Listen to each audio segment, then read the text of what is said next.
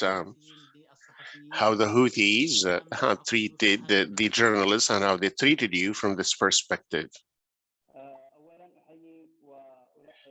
First of all, greetings to everyone and welcome to all the participants, and thanks to the organizers at this meeting,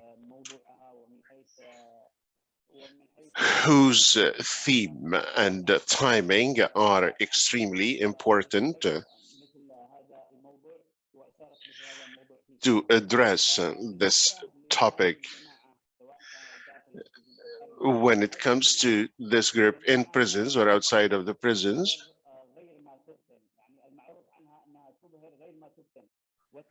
they have not been hiding anything,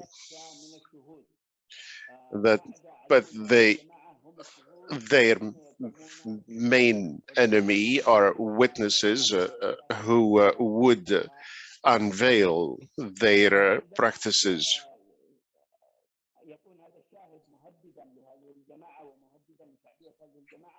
When witnesses become a threat to this group, since their coup against the state in 2014,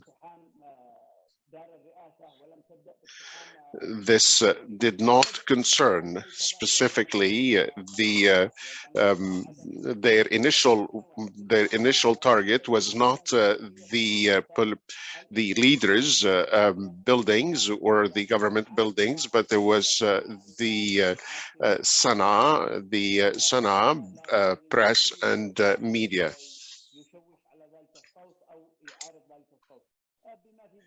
In order to make their voices heard, we noticed that all the media institutions and outlets have been targeted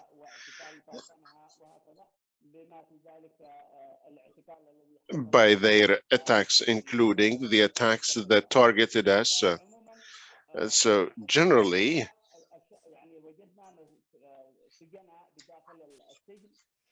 in the prison, we found inmates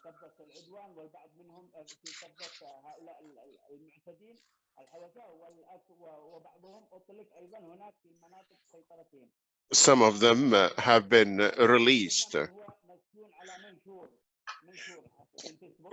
We found some that were arrested for posting a publication on their Facebook page. And as mentioned, the media and journalists have been the first targets in Sana'a. This is their practice.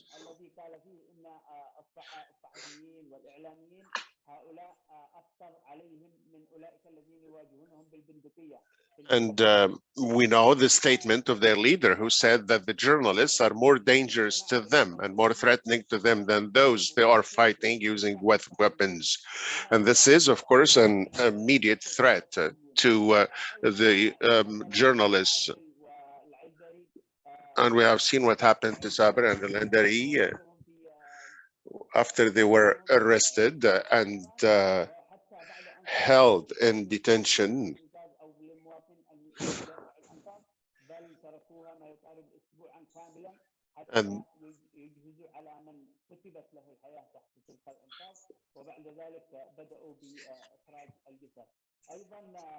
And they left them under a rumble and when these attacks, I apologize, but the sound is not very clear to me. Some of them were left without any food and they suffered starvation and torture. So this group has no pity for anyone opposing them and do not accept any opposite or opposition or different opinions. And reviewed Abdul Malik Houthi when he mentioned that the journalists are more dangerous than fighters, sums it up, and until actually we see that the statement of the was released, and it accused the Houthis, including a report by Rapporteurs Sans Frontières, who mentioned that the Houthis are the most dangerous to journalists after Daesh. So after condemnations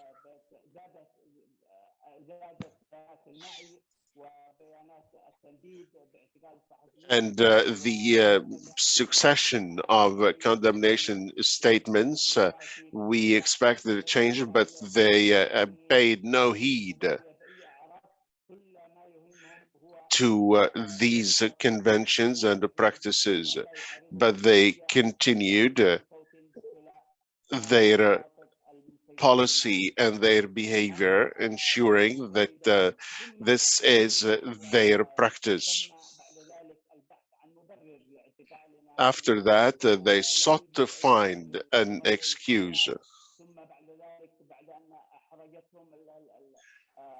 After they were embarrassed by the succession of condemnations,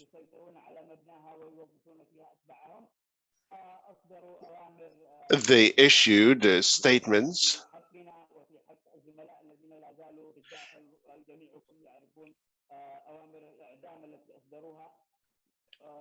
giving instructions that the death penalty would be the fate of those who would not comply with their requirements, along with confiscation of our tools and equipments, which has no other objective but to compel us and to impose on us that we give up our practice of journalism.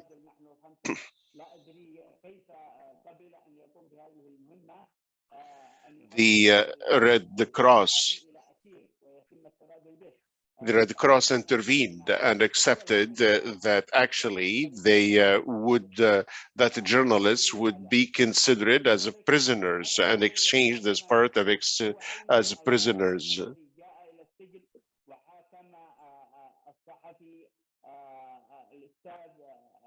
The judge that sentenced in prison Ubaidi, the journalist who was there, it was a trial that lasted 2 hours, after which he was condemned to death by this very judge. But then he was released as part of an exchange of prisoners. And to achieve their own objectives,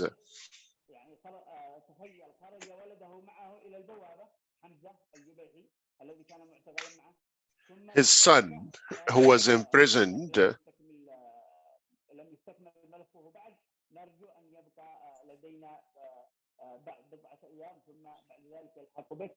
they sent him back. They said that his file was incomplete, and so they asked to keep him for longer days in order to ensure that the father would be blackmailed by keeping the son in prison. This is their attitude and behavior ever since we have known them. In general, I have tried to tell you my I think my testimony provides sufficient content, and I would like to leave the floor to those who would like to add their own experiences. After we were released, we are still the subject of threats And they often remind us that it was an error that we were released. And it is such attitudes that we hear all the time. So this is how this militia is treating and dealing with the journalists and without any respect of the press. There's no freedom of the press here, but there is a repression of the press. Thank you, Hassan. The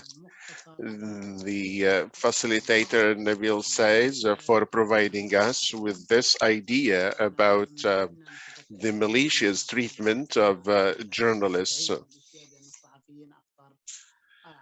specifically underlining their attitude, considering journalists as worse enemies than armed fighters. And this, of course, is an invitation to kill journalists. Now we are talking about 39 journalists who have been killed, some of whom have been used as a human shields. We give the floor to Ms. Hisham Yousfi, who would tell us more about details about kidnappings and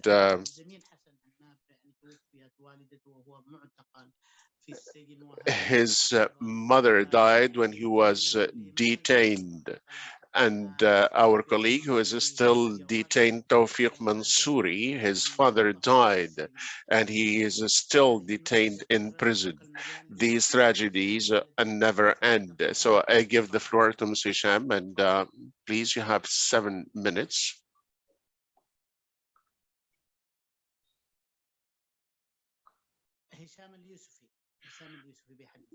Mr. Hisham Yousufi. Good afternoon, everyone, and on this special day, hoping that freedom of the press would be better for everywhere in Yemen. Talking about the experience of a prison certainly would not be possible in one day or one session. Every day we are encountering great sufferings, and I will start with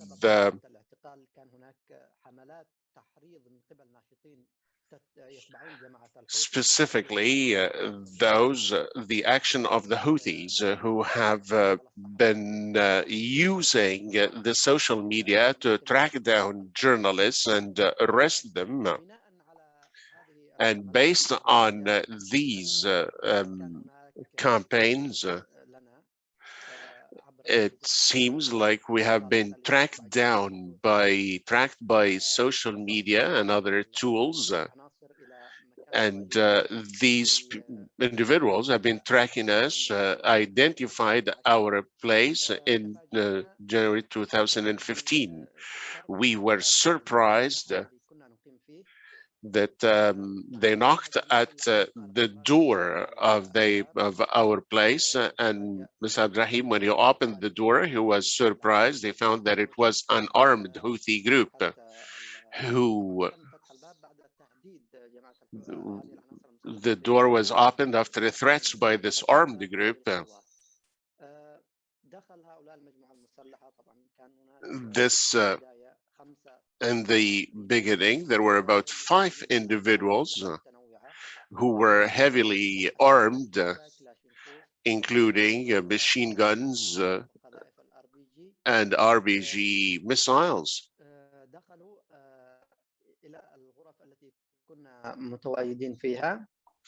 They entered our rooms and they found with us our own equipment, phones, laptops, and cameras. After that, they took us down to the hallway under threats. The leader of this group contacted someone, and another group arrived to the hotel. It seems like it was not far from the hotel. And then after that, we were forced to leave the hotel where we found other armed members in the stairways and around the hotel. Even the street in front of the hotel was blocked by military cars and equipment, and then we were transported in a very degrading way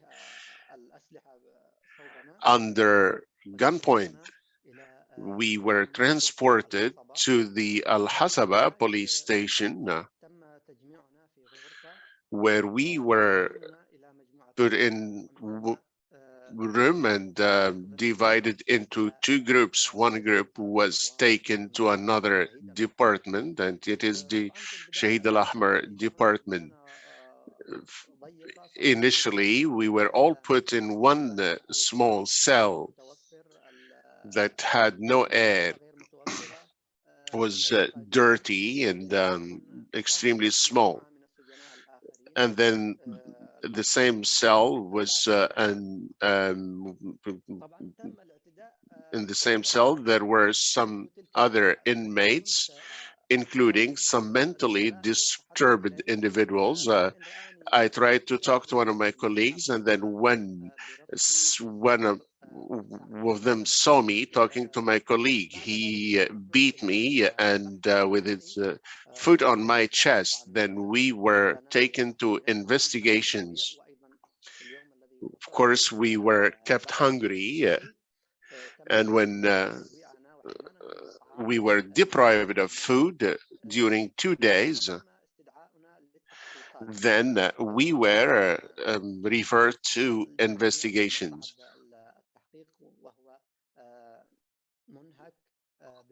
We were exhausted because of hunger and high pressure. It was the first time we were treated that way, and by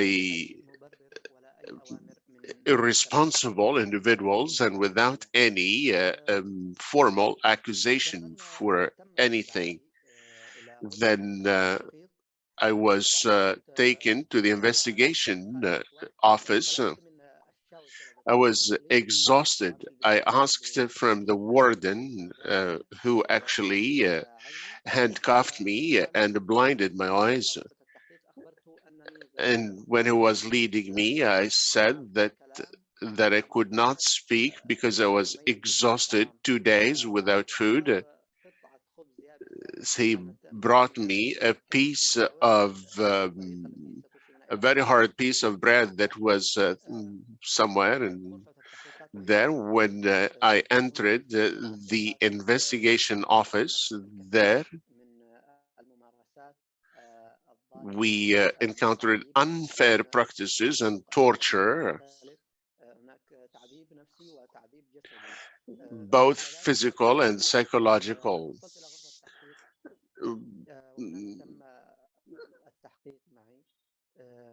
Then we were subjected to investigations in the same way as my colleagues. There were We were exposed to beating by the cross and also heavy sticks. We were stepped upon and kicked in different parts of our bodies, in the chest, in the feet, in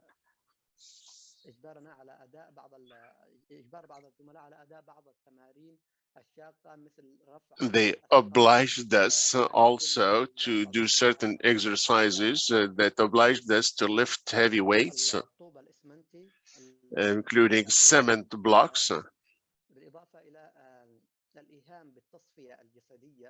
along with threats that they would kill us by simulating that they were loading the guns and aiming them at us. And because of this physical and psychological torture, I fainted. Then when I regained my consciousness, I found that I was wet, and then I discovered Mr. Salah Al-Qadi and my other colleagues were exposed to such torture and threats, including the use of canines, the use of dogs, and he was also beaten until he bled in the face. This is at the investigation level. We were also suspended by ropes, and we heard Sally screaming when he was suspended. Then he was taken to another place where we were in order to increase the pressure on us. And Akram Al-Wali also, we heard him screaming in the investigation room when he was tortured and attacked.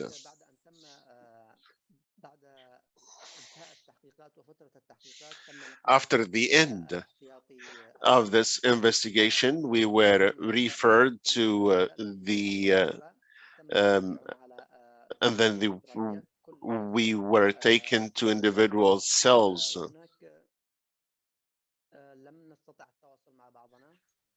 And so we could not communicate with each other.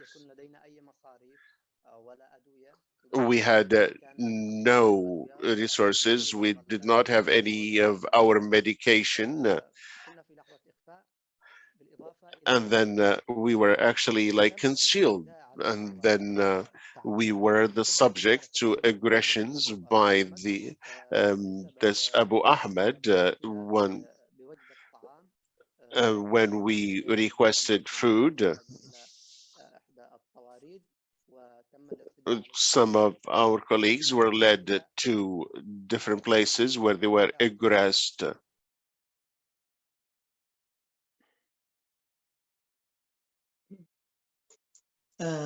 تم الاعتداء. طيب تفضل، يعني لو تلخص لنا بعض الإجراءات يعني مثلا هذه خلال هذه الفترة، يعني بدقيقة واحدة، خلال هذه الفترة أنتم during this period you were forced to, for how long? مجموع نحن تم إخفائنا أكثر من مرة، ما مجموعه أكثر من عام ونصف. هذه الفترات اللي تم We were concealed for about 1 year and a half, as nobody knew about our fate for about 18 months.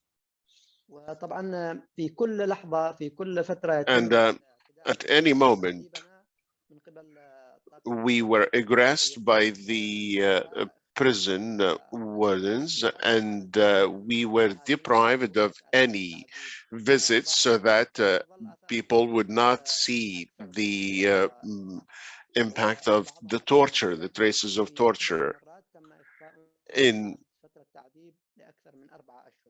And another period after that, we were also forced we were kept forcibly for about 4 months.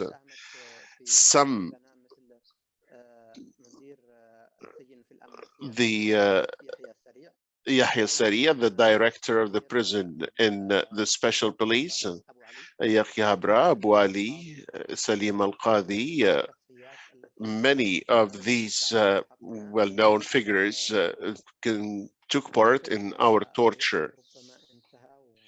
I think that my time is over. Thank you, Mr. Hisham. He shared with us a very short story of the cases of torture to which they were faced, and specifically all those practices to which they were exposed, like beating, suspended by ropes, and now on torture again, and all the means to which they were exposed, and specifically their health situation and the problems of health. أيضا السماح لكم بمرحلة التطبيب هل كان مسموح أم لا؟ Were you allowed to see doctors? Were you allowed to get your medication?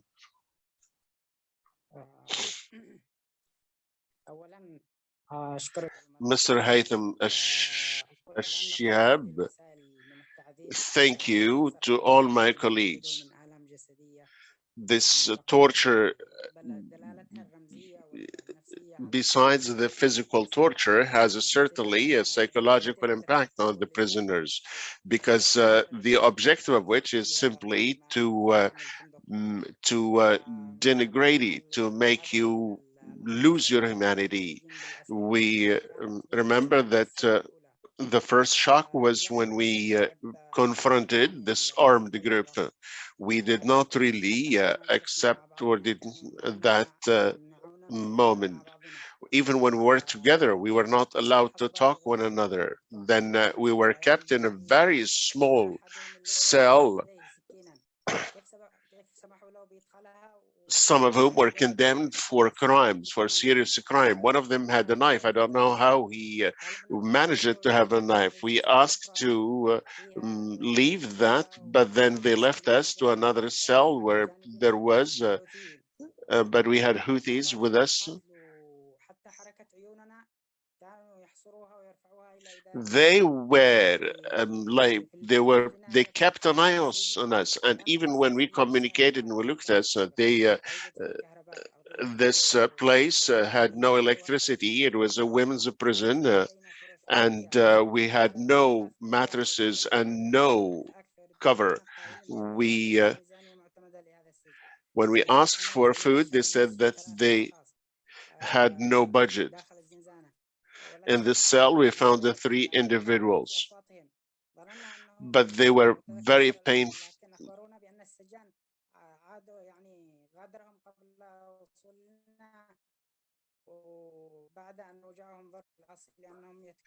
We found them barely capable of speaking, and they mentioned that when they were talking to each other in the cell, and then to beat them and just were talking to each other. And Yusuf Al-Aizari and Abdullah Khadir,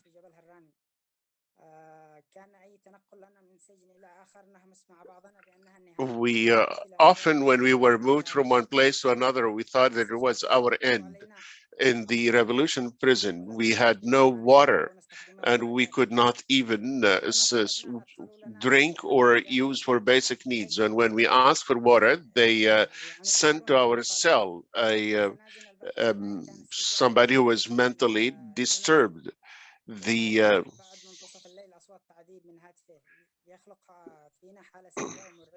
one of the wards used his phone, and in which he recorded the sound of tortured inmates. And it was just to make sure that we were horrified by those sounds. For over 6 months, we did not see the sun. We did not leave our cells at all. Very rarely, when we were taken to the investigation, we were blinded. So when we left the cell, we had no idea about where we were.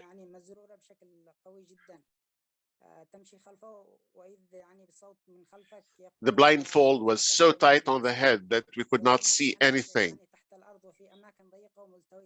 All we know is that we were underground in very winding places, and we did not know where we were. So the procedure was quite systematic, and the objective of which was actually simply to break you down. And this happened and occurred often at late hours at night, and they would disturb us all the time, not leave us sleep or leave us or provide us with basics.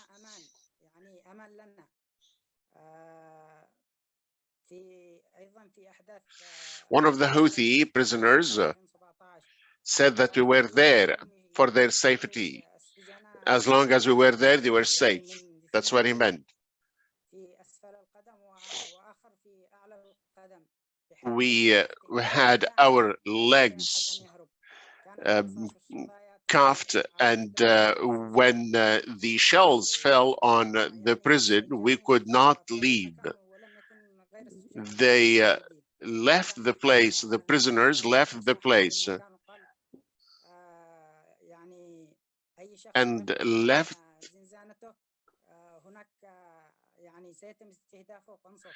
and they warned that anyone who would leave the cell would be targeted by the snipers.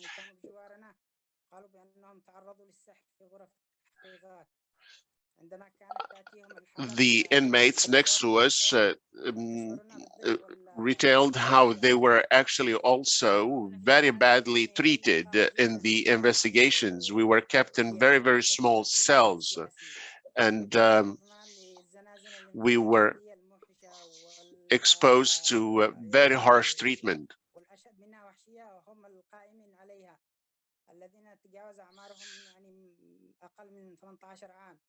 by people who were under the age of 18.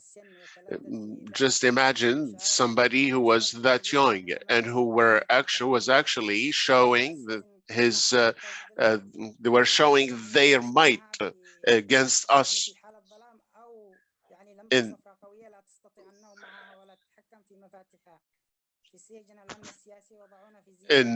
the political security prison. We were kept in different places, and there were special places for torture. We were very anxious, waiting for our turn. They obliged us to sign documents, 30, 40, 100 documents. We did not know about their content at all.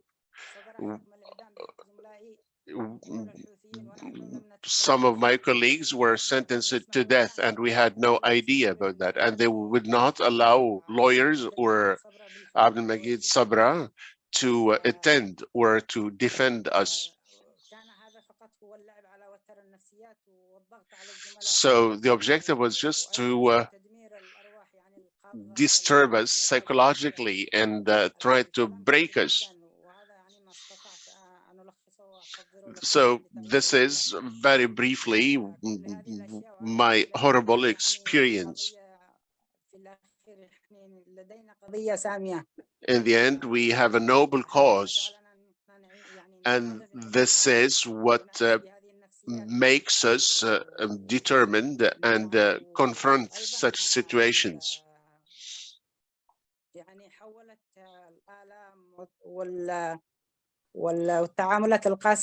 And has made us forget this experience because we have so much ahead of us. Very painful experience. And we know that more than 1,000 days exposed to all forms of torture. These individuals who have perpetuated these violations, I don't know how they are living and how they are leading their normal life after their deeds against innocent journalists and the thousands of innocent activists and civilians who are kept in their prisons. And until now, 10 of our colleagues are sentenced to death, and those who are kidnapped. Wahid Sufi, who is the subject of forced disappearance for 5 years now, and we don't know about his fate, or maybe has been exposed to worse. We move now to our colleague Hisham Hanun, who will talk to us about the sufferings of journalists since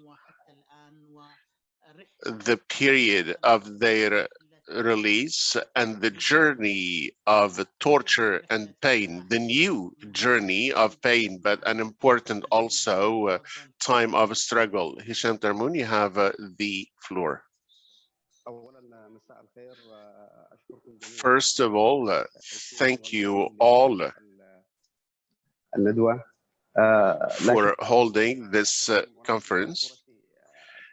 The image you see me here, this summarizes part of the suffering we are living as we have survived with these repercussions. This next report I'm using after I have undergone a surgery as a result of the torture and the beating, which led to important important impact on my backbone at the neck level, and which required surgery. And until now, I am living with this suffering aftermath. What we have been exposed to has been impacting us until now. We do not sleep like others do. We suffer from anxiety, sleeplessness.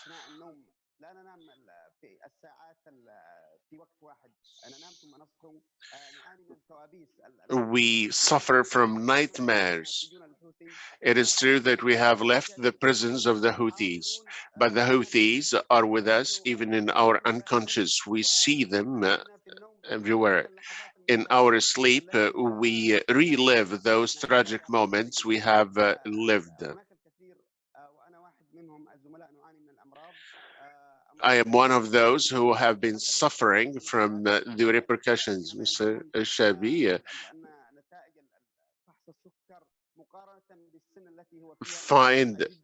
they find that he was suffering from very high level of diabetes, and they were very shocked to see how Mr. Haytham, Hisham al-Yusfi, Sam al-Ghaith, and me too, we are suffering from joint problems, and we cannot walk easily as people do because of that time spent in prison and torture. I can talk about so many things. There is also a gap here in terms of knowledge because the Houthis threatened us, and we were terrified. For example, we were not able to catch up with the new ways of communicating, including Zoom now. And so we need some form of reintegration. We need also some support. When we want to go to a place here in Cairo for we cannot spend more than 1 hour.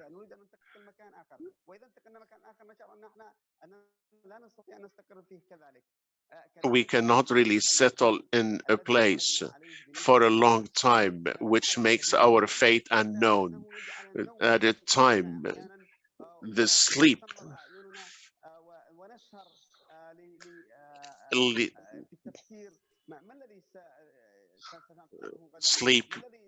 we cannot sleep while we think and reflect on our fate and what will happen to us as we lost our jobs and our real duty. And now we suffer from health problems and living conditions.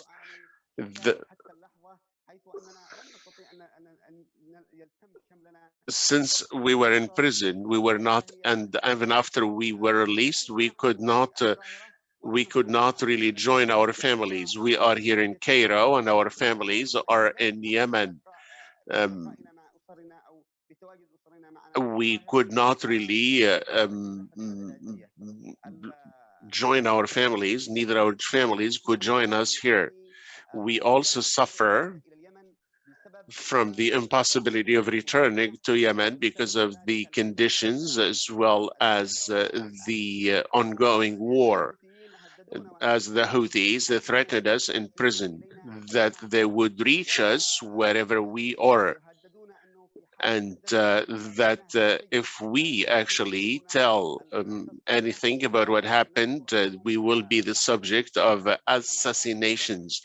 And once we were in prison, they made us hear an operation carried out by their death squads and the areas in the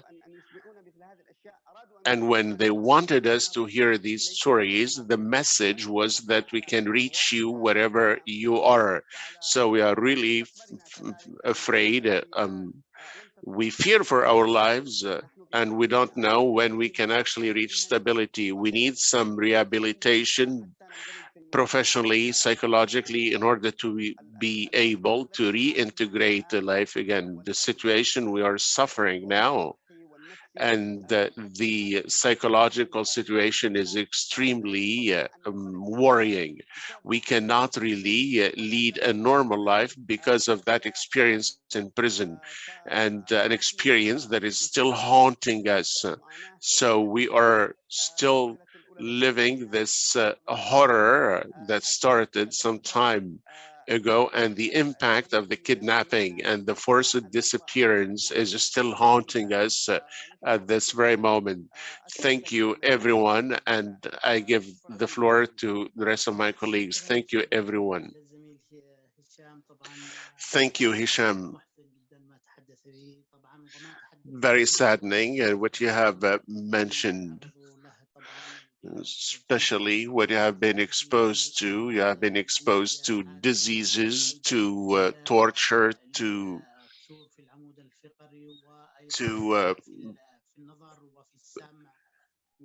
different impacts that included sight,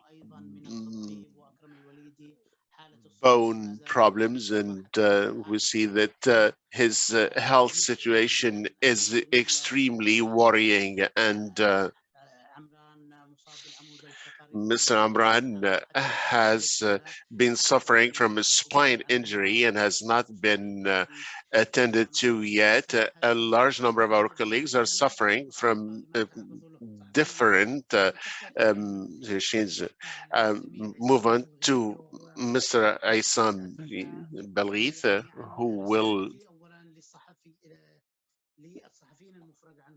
will, of course, address his message to the journalists on this special day, and his message to on behalf of the journalists who are still in the prisons, and specifically the period when they decided to go on hunger strike. Mr. Aysam Balghith, you have the floor.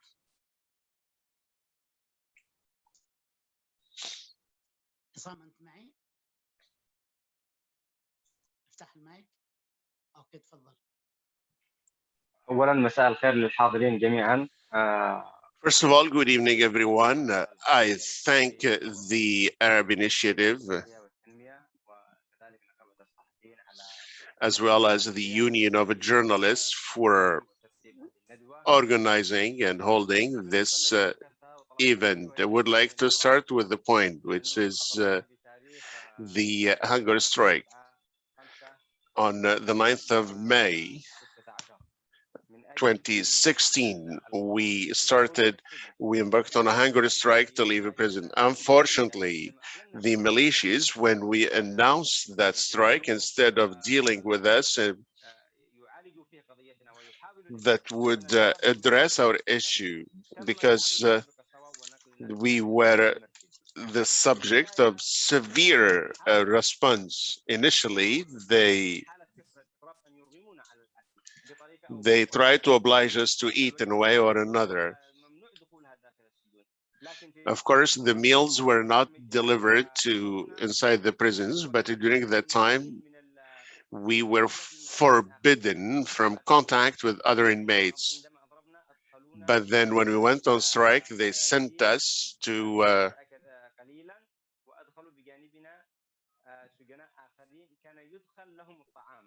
they sent us to another cell in contact with other inmates where the food was delivered. Then we were moved to the political affairs prison, and they put us in cells. The strike went on for 39 to 42 days. They have not dealt with us in a very appropriate way. Finally, when we were on the brink of self-destruction, when they could not find really the veins to try to administer any of the influence. But then when suspended the strike, Mr. Ahdi Salim came, and we were extremely exhausted at that time, and other prisoners, and they handcuffed us and beat us. He was spanking everyone on the face. We were beaten, and we were threatened. He said, "Your natural place, you know where it is?"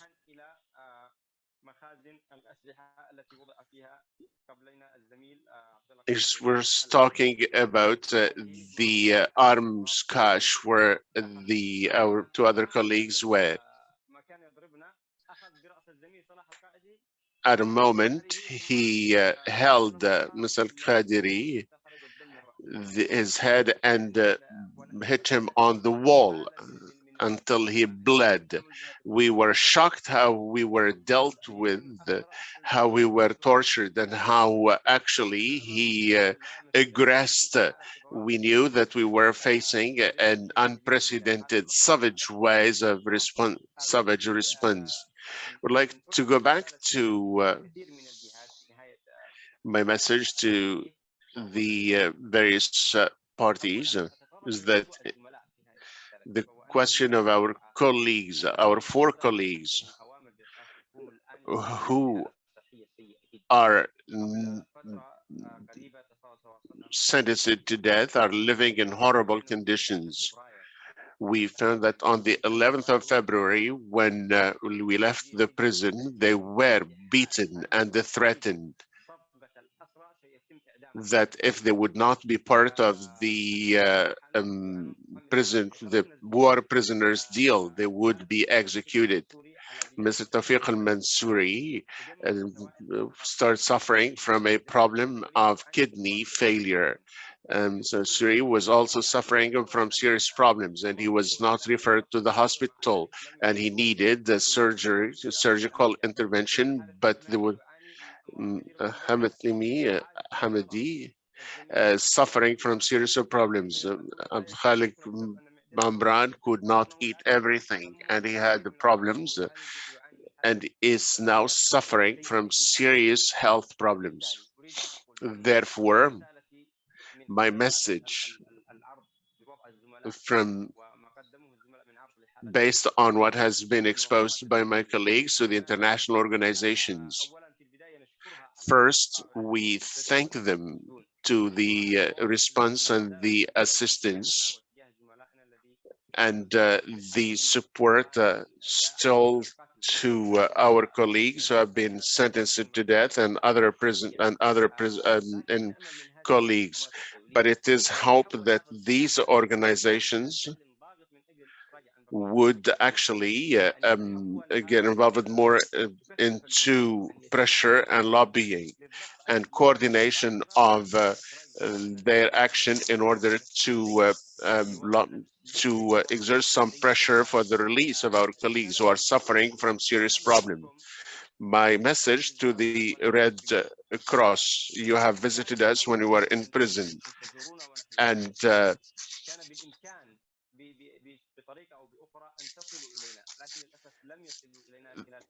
Red Cross could not reach us in 5 years. They could not really visit us. We were expecting them to visit us. And then now, 8 months and our colleagues have not been visited, not even once. Now there are no visits. We're talking about the situation in prisons.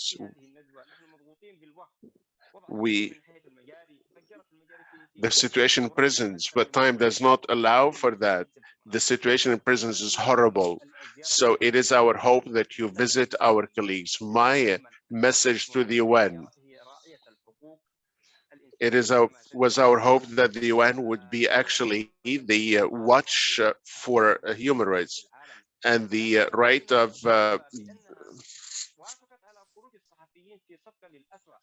but we were surprised that they agreed that the journalists would be included in the prisoners of war deal.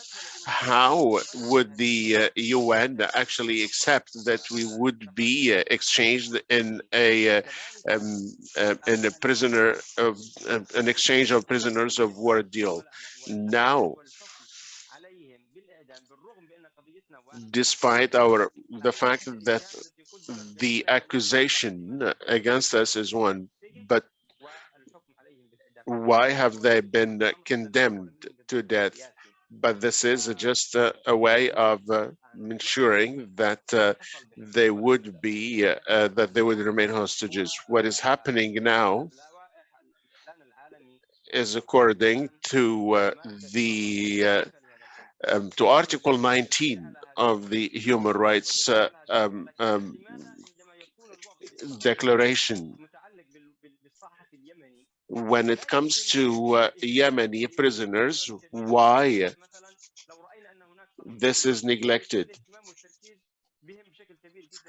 We see that the journalists in other parts of the world are the subject of close interest and monitoring, but in Yemen there is no clear condemnation of the Houthis who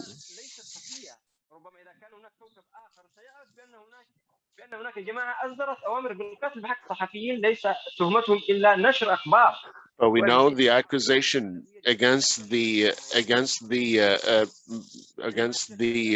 journalist has to do with news. We know that Article 19 guarantees the right to exercise one's job and the tracking and the exchange and the transmission of news. And the final analysis, what we transmitted was news. Why international organizations and the organizations that have a role to play in this respect, why haven't they been part of this? Now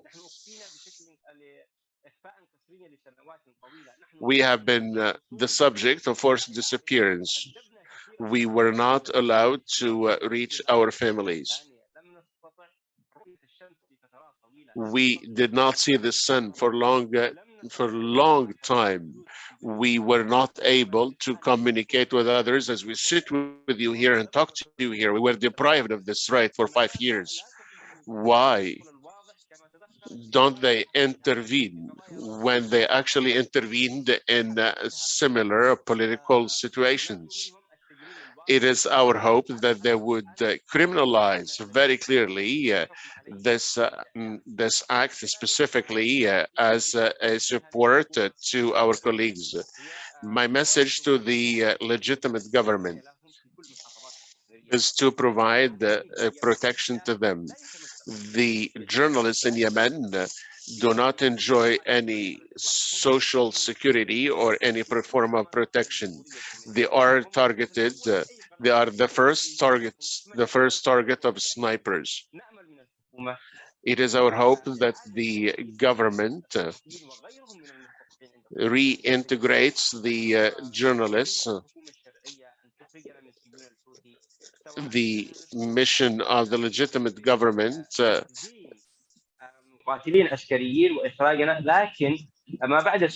we thank them for including us in a deal of exchange of prisoners, but the rehabilitation of prisoners and those kidnapped is important. But but we want the legitimate government to seize international courts and local courts against the Houthis, because we want to build the case against the Houthis against our rights. We want to condemn them to be condemned.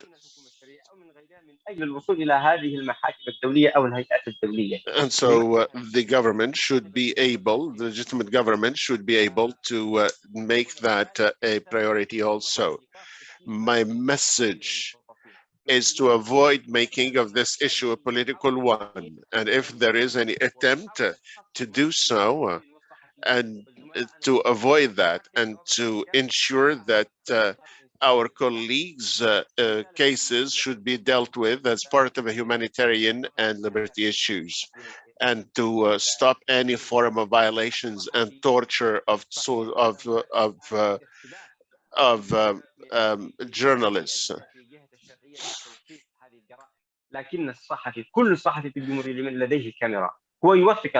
The journalists document events.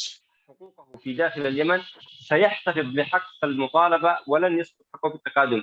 هو سيصدر كتاب. And therefore, the journalists would never accept that their cases would be subject to prescription. We will document all of this. We will write books and document this.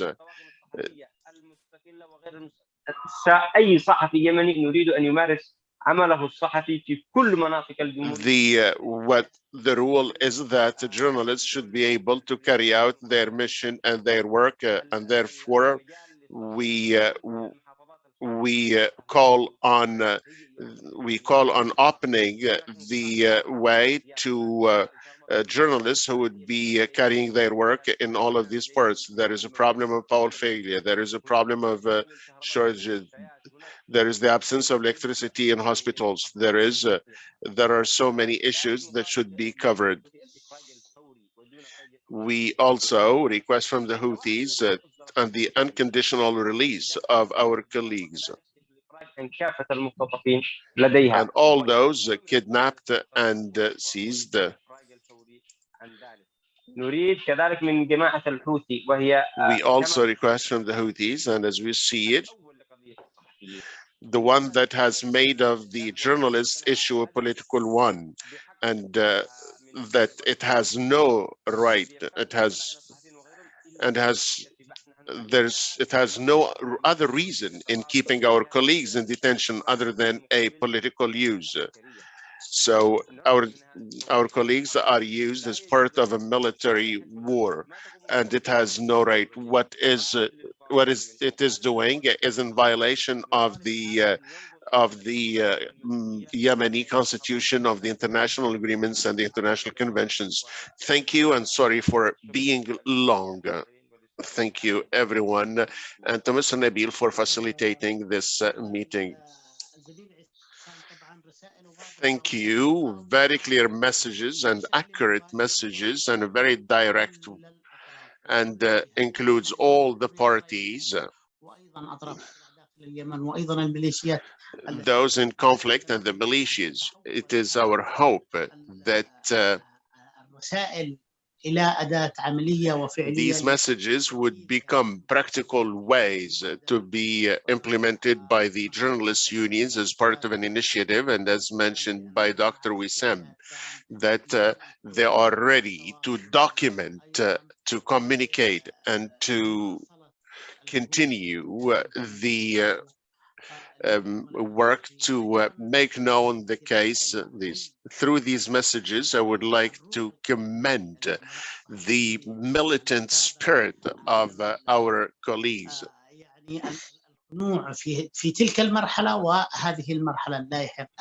And specifically during this phase and subsequent phases, in their support to their colleagues in detention.